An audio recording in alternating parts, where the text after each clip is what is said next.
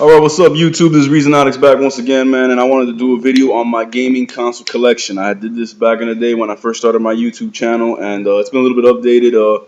I think it was 13 consoles at one point. I lost one, man. I had a Nintendo DS Lite, man, and I'm not a big fan of the handheld gaming market, but I did love that system, man. But I let one of my homies who moved to Philly have it, not borrow. I let him have it because he wasn't gonna do anything. He was gonna have anything to do up there.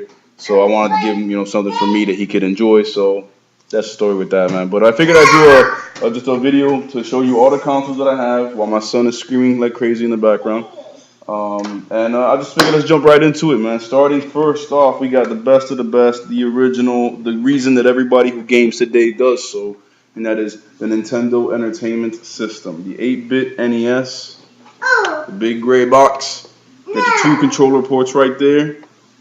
Had a little flip open drawer, which was different for the time when this came out in the mid 80s, because the gaming consoles back then, like the Atari and ColecoVision and stuff like that, didn't have a drawer. They just had a cartridge slot where you put your cartridge and your cartridge was exposed. This was kind of futuristic looking in that you opened it up, put your cartridge in, it clicks in very nicely, push it down into the system, you close your drawer, you press power, you're ready to go.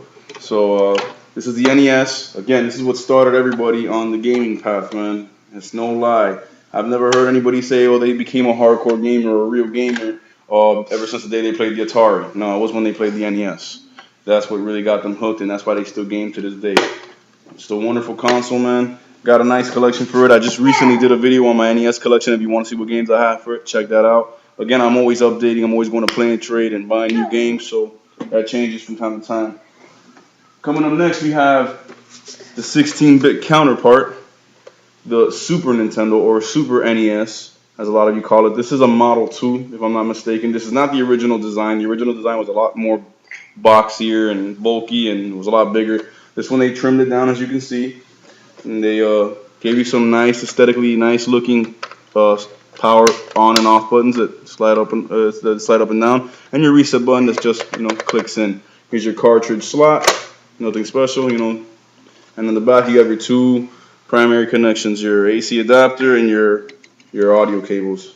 So just a great console, such a great classic, such as Super Metroid, Legend of Zelda: Link to the Past, Super Mario World, Mario Kart, Star Fox.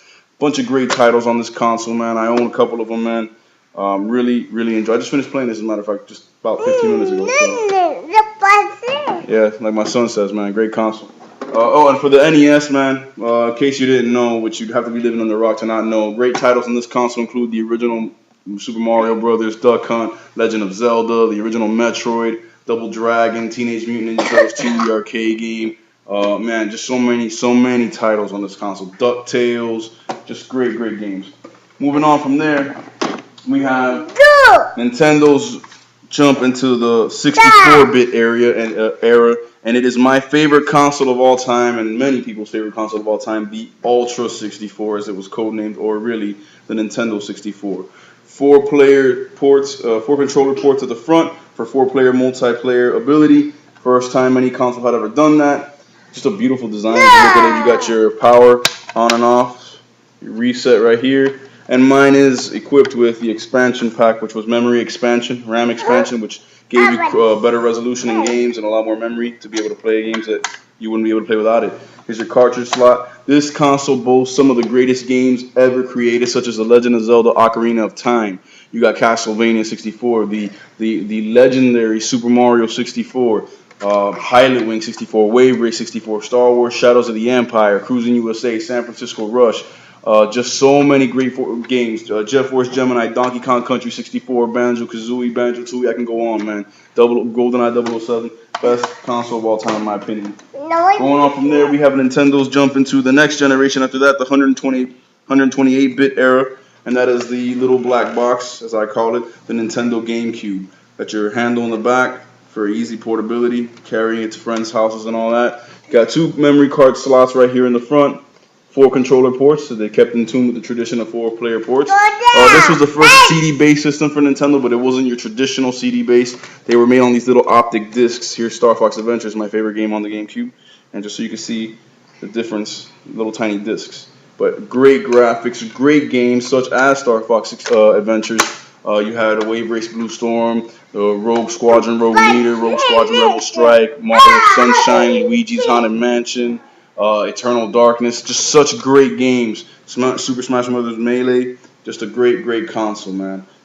Wonderful. I love it. From there, we have Nintendo's current generation system, and the current generation champ, I might add, beating the living crap out of Sony and Microsoft. It's the elegant Nintendo Wii. All right, this is without the stand. I have the stand over there on my wall unit. As you can see, you got your CD drive right there. It's a CD-based system on actual DVDs, actual CDs. You got your eject button right here. You got your power, your power and reset buttons right here. And here, this little flap opens up and it exposes an SD card slot for extra memory and your sync button. Up here, the flap opens up and you got 4 GameCube controller ports for backwards compatibility, meaning if you have a Wii, you have a GameCube because the system does play GameCube games. And here you have the 2 memory card slots for GameCube memory cards. Just a wonderful system, great games, amazing games such as Mario Galaxy, Legend of Zelda Twilight Princess, Metroid Prime Corruption, Super Paper Mario, Super Smash Bros. Brawl, Red Steel 2, Endless Ocean 1 and 2, The Conduit, amazing games, man. And if you have a Wii, by the way, you automatically have a GameCube, an NES, a Super Nintendo, a Genesis, a Nintendo 64, a Neo Geo, a TurboGrafx 16, because all games for all those consoles are available for download on the Nintendo Shop channel through your Nintendo Wii. So you have what's called the Virtual Console, giving you access to 20 plus games of gaming history. One of the big reasons that Nintendo Wii is the best system out right now. From there on, leaving the camp of Nintendo, we have the beastly Sega Genesis Model 1, the original model. Before they started downsizing the model to little squared up models, this is the original beast. You got your headphone jack right here for stereo sound, and you can control the volume on the system with this. Your on and off power button, power switch. You got your reset button. Here's your cartridge slot. Man, just a wonderful console. This console boasts such great games as Echo the Dolphin, Tides of Time, Sonic the Hedgehog 2, Sonic the Hedgehog 3, Sonic and Knuckles, Phantasy Star, Shining Force. Man, great games, man. There's a lot more. I'm trying to think off the top of my head, bro. But just a great console, man. Just amazing 16-bit console. Competition for the Super Nintendo. It did not beat the Super Nintendo, but it was worthy competition. From there, we go to Sega's next system, or next real system, and that would be the Sega Saturn, the 32-bit monster that was a Sega Saturn. Just a beautiful looking system if you look at it. CD-based. There's a disc tray right there. If you look inside, you can notice I'm playing Virtua Fighter 2. You got your 2 controller ports, power and reset buttons. And here, this cartridge slot was for a cartridge that would allow you to play the Japanese inputs, because it was a big thing on the Saturn. Just a great console, man. Didn't last in light of the PlayStation 1 and the N64, but it was a great console while it lasted, with great games such as Virtua Fighter 1 and 2, Jurassic Park: The Lost World, Independence Day, Daytona USA series, a lot of Japanese import shooters. Great console, man. From there, we move on to Sega's last actual console, and that is the almighty Dreamcast. A wonderful console that was ahead of its time in a lot of ways, and I guess that was part of the reason why it didn't last. 4 controller ports. They took a page out of Nintendo's playbook. CD-based. There you see the disc opens up, and I'm playing, I believe that's Star Wars Jedi Power Battles. You can see the way the games look. They were CDs. Just great, man. It actually had a built-in modem right here for online play. First system that really supported online play on your standard connections. Just a great console, man. Such blockbuster games as Sonic Adventure, NFL 2K, NBA 2K, MLB 2K, NHL 2K was the introduction of the 2K series for sports, which was revolutionary. You had Phantasy Star Online. You had a lot of great games, man. I'm trying to think because I'm running out of time, but you get the picture, man. I still got a couple of consoles to show off, man, so I'm going to make a part 2 to this video, and where I'll get more in depth on the Dreamcast and go over the consoles I haven't shown you yet, man. So I hope you've enjoyed. God bless. Check out part 2, all right?